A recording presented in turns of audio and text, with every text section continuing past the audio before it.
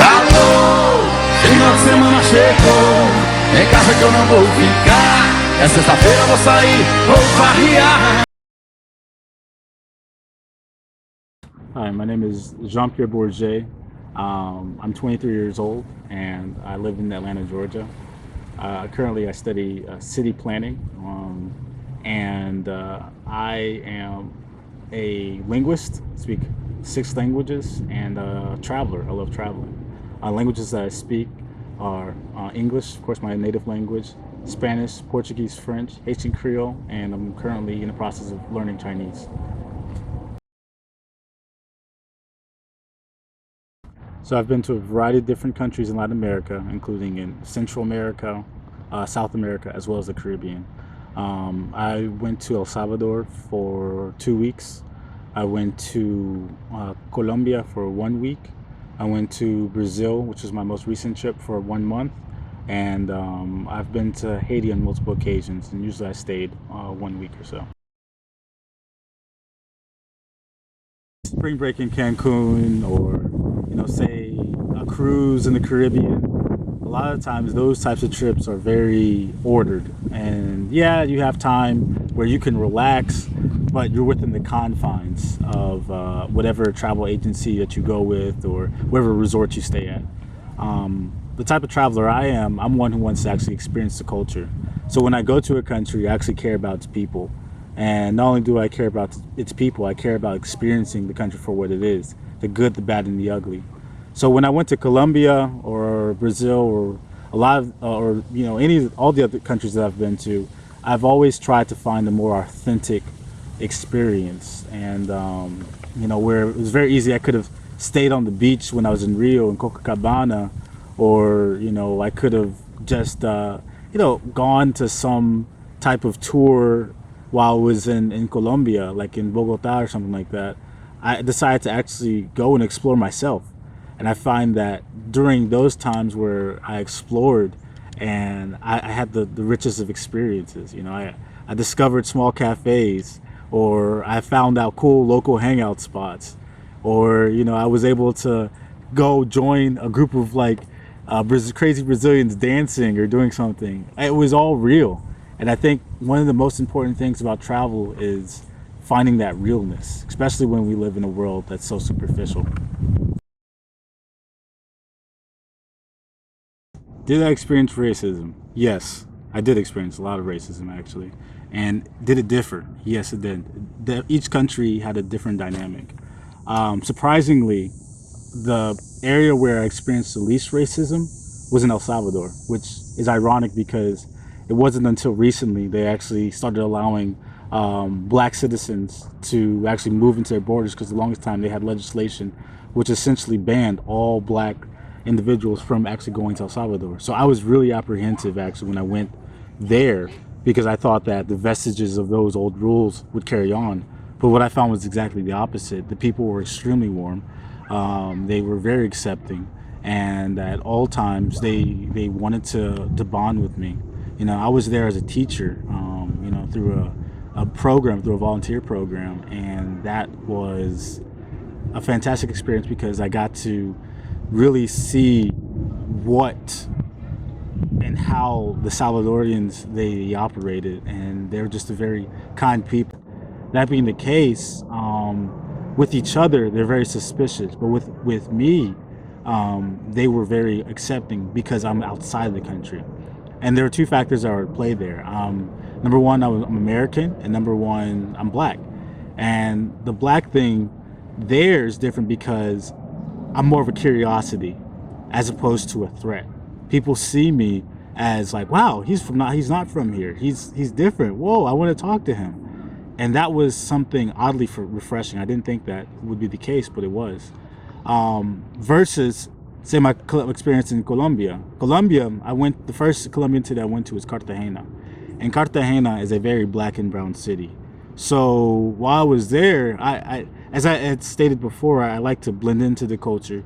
I did not do the very obvious, tourist things. And that was walking around with a big backpack on my back, or with a bottle of water.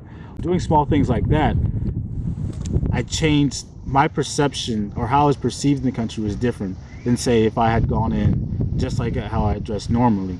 And essentially there I was seen as a local. And in Colombia, black Colombians, Afro Colombians, unfortunately have a very tough time because there is a lot of racism in the country. While I was there, I saw the difference how I was treated versus my buddy, who was obviously American. He was also black as well, but the difference, however, was that he had a big tattoo and he had like the tank tops. You know, it was screamed foreigner. And so the interesting thing is that people would gravitate towards him, and they would go and talk to him and try and be friendly. Whereas when I talked to them, they would look at me with a suspicious eye. And it didn't help that I speak Spanish, and I speak it well enough to an extent where they're like, where are you from? Or like, you know, are you like, why, what's going on? And so they'd be thrown aback when they would find out I'm American. And unfortunately, because of that, while I was there, I experienced a coldness. Most recently, I went to Brazil, and I was shocked, actually, with the level of racism. I knew it was racist before coming in, but I wasn't prepared for how racist it was, especially with knowing lots of people who had gone to Brazil and said that they loved it, and people of all colors, black, white, everything. You know, and all the Americans I've spoken to, they've said that they loved it. And don't get me wrong, I am also in that category of individuals who love Brazil too. I love it as well. It is an amazing country, but that does not excuse the fact that racism is huge. And once again, the difference was the fact that I was traveling as a traveler as opposed to traveling as a tourist. And so when I was walking the streets of Sao Paulo, I dressed like a Paulista. So, you know, I dressed with my jacket, even though I was sweating. It was winter for them. It was hot for me, but for them it was very cold. It had to be like in the 70s. And so I was like sweating and walking around like it's like a very hilly city. So, you know, it was killing me to wear the jacket, but like, you know, I did it because I didn't want to stick out, you know, that I want to see how people experienced it there. And what I found was that no matter what I wore, however, or before I opened my mouth, I already had a judgment that was passed against me, especially in the south of Brazil. People looked at me as if I were a monster, and that was something very new, because I'd been very accustomed to, you know, walking around anywhere and not being judged automatically. And yeah, in the States we are judged, and it's different though. You can tell, especially being from the South. You can look at a white person that you know has some prejudice, and they know, and they'll make it known by looking at you, and you know, and it's like, okay, you know what, I'm not going to deal with that person. Every single person that was around that did not know me, they looked at me as if I were going to rob them or as if I were going to kill them. And that was very awakening. It was eye-opening because, you know, I thought that, you know, here I am dressed up in my nice business clothes, but business casual attire. Why would they think that I'm out to kill them? I think one of the most interesting experiences that I had was that I was walking one night in Jardins. And Jardins is one of the wealthiest neighborhoods of Sao Paulo. And I was walking behind this black guy, you know, black Brazilian. And he kept on looking at me. We were walking down the hill. I was walking, just trying to get back home. It was probably like 8 o'clock at night. I was just going to get back to my friend's house. And he's walking. He's looking at me. I'm just like, what are you looking at? And then finally, I actually get up to go up to him. I'm like, bro, and I talked to him in Portuguese. I'm like, bro, what are you looking at? Like, and he's like, I'm looking at you. I'm like, why are you looking at me? There's no reason. He's like, do you know why I'm looking at you? I'm like, why? It's like, because you're black. I'm like, what color is your skin? He's like, I'm black too. But I was like, I said though, okay, so what's the problem? It's like, you don't understand. You know, it's fucked up to be black, you know? And he looked at me, he's like, because I don't know what you're gonna do to me. And I'm looking at this other black Brazilian, as he looks at me and he sees fear. He sees nothing but fear while looking at me. And I told him, I'm like, you know, it's different where I come from. In the States, you know, you see another black person walking in the street, you might make a joke, be like, hey, what's up? You know, at least in Atlanta. But with there, it was like literally, he thought that I had malintent. And that characterized a lot of the exchanges that I had with complete strangers that did not know I was American. And that was very, very interesting. Definitely. In my travels, I've met black individuals from different parts of the world traveling. And once again, I'm going to pull back to Brazil because I spent a month there. But the interesting thing is that right now, especially in the city of Sao Paulo, there are a lot of Haitian immigrants that have come. After the earthquake, a lot of them moved to Brazil because Brazil actually opened up its borders, and a lot of the migrants now settled down in the south to find jobs. And the treatment that they receive is completely different than the treatment that I receive. And the thing is that it's far worse because they're black and they come from a country that, in the eyes of Brazilians or eyes of the world, you know, does not amount to much because it's third world. You know, it's backwards, if you will. And so they're treated as such. You know, people look at them as an oddity. You know, and it was very easy to spot the Haitians or spot and not only Haitians but the African immigrants. Actually, I went to a shopping mall which is actually dedicated to African immigrants, and they had basically African business owners, Jamaican business owners, Caribbeans. They had all moved into this shopping mall in order to sell things related to their culture. And you know, the interesting thing is that in a country as mixed and as racially yeah, as racially mixed as Brazil, you found that you had spaces like that were only occupied by those individuals who were like those African or Caribbean individuals. And there's also this thing because in Sao Paulo, a lot of people are very light. So you have black Brazilians that are in Sao Paulo, but you have a lot of light black Brazilians. So in that perspective, in Sao Paulo, for instance, like I was definitely considered foreign. You know, I was darker. But however, that was different when I say I went to Rio or when I went to Salvador. Salvador being, you know, the Mecca or the state of Bahia, Brazil, which has the largest black population outside of Africa. I felt like right at home because everybody looked like me. Go back to the original question. Yes, the thing is that they were treated worse than if I had been American. My American card, my holding that blue passport, is what allowed me to have a very rich experience, and one that was not painful in terms of dealing with being a social pariah. But if I had, say, carried the burgundy of Haiti passport or some other country of the world, I would have definitely had a different experience. Well, of course, I can't really say because I'm not a black woman. But what I can say is from the experience and from dealing with black women that who had also were traveling alongside of me or that I had met during my travels, I would say that the difference would be women, black women in particular, are very sexualized in Latin America.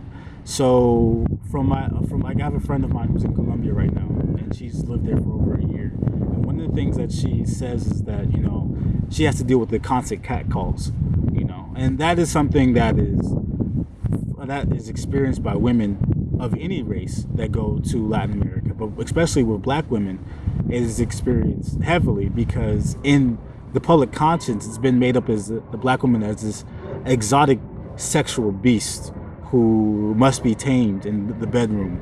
And so the black women that I've met were having a tough time at times dealing with their over sexualization of people constantly pursuing them. But however, at the same time though, they also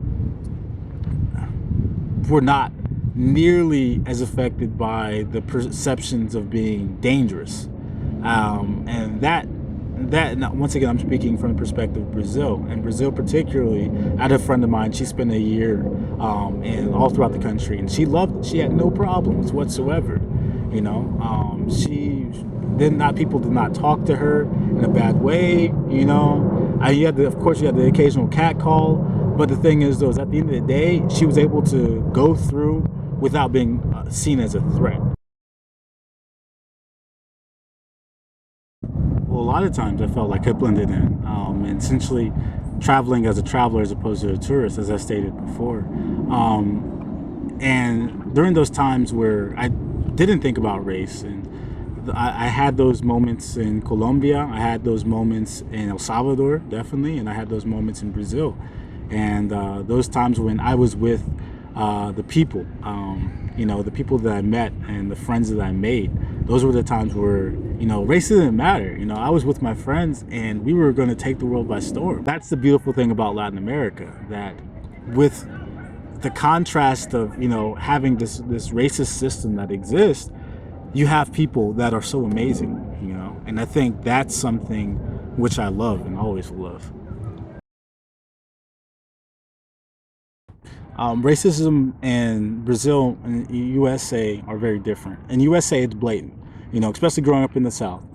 I can drive out an hour away and go to a town where I can see two sides of town. I can see a black side of town, I can see the white side of town. And as a black person, not to cross there. And as a white person, you sure as heck is not going to cross the other side of town either. In Brazil, however, it's different because everybody's mixed. Everybody has something of the other. Everybody can say, oh, I'm part African, oh, I'm part Indian, and you can see it in the faces of the people. They are very mixed people. But at the same time, though, a lot of things in the society are designed to make those who have those African features or those who are, fully black feel as if they're inferior. From job announcements to say boa apariencia, which basically means good appearance, which basically means that a person has to have long straight hair, light eyes, and light skin in order to get that job. Or when a little white girl came up to me and her aunt comes after saying, oh, I'm sorry. She thinks that you're her father, because you look like him. And then she follows that up by saying, you had good genes, right? And then the fact that because this black man produced a little white girl, that means that his genes are superior to that black person who would have just created another black child, Or when I'm in the barber shop, they're brushing my hair or putting gel in my hair in order to straighten it. And I start brushing it out. And he said, no, don't do it because it needs to be straight. You have little things like that build up to make people of color within that country feel as if they're inferior. And on top of that, the media in a country that has 50% individuals of Afro descent, and the other 50% white, you see 100% or 99% of the media project blonde-haired, blue-eyed Brazilians. If you watch media news or watch telenovelas or anything coming out of Brazil, you would think that Brazil was a European country, because it does not nearly reflect the loads of diversity that country has. And you'll see everything because everybody's mixed.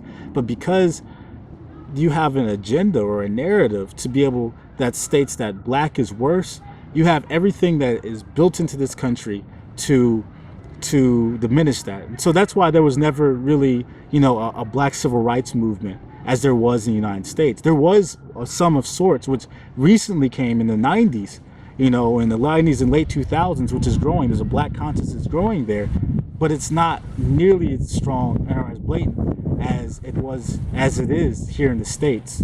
And because of that type of racism is subtle, because you don't know if you're being racist or not, or you're hating yourself, or are you just being what your country has made you to be. Whereas in the States, the difference between what racist is and what racism isn't. So how will people be able to progress and move forward if they don't even know that their society is racist? And that right there is the problem. And that's the main difference between racism here in the States and racism in Brazil. That I've been talking about a lot of the negatives. At the end of the day, I still love the region. I still love Latin America as a whole. I think I stated it a little bit earlier. It's the people that make the country, and it's the people which are going to continue making. We'll continue making return to each country that I've been to. If it had not been for them, then I might not have come back. But the fact that I know that there are these cultures that are so warm, that are so accepting, that are so just ready to lay down everything, I would go back. And would I live there? I wouldn't live there permanently, but I would live for maybe a year or so. I would live there just to have the experience. Would I raise my kids there? No.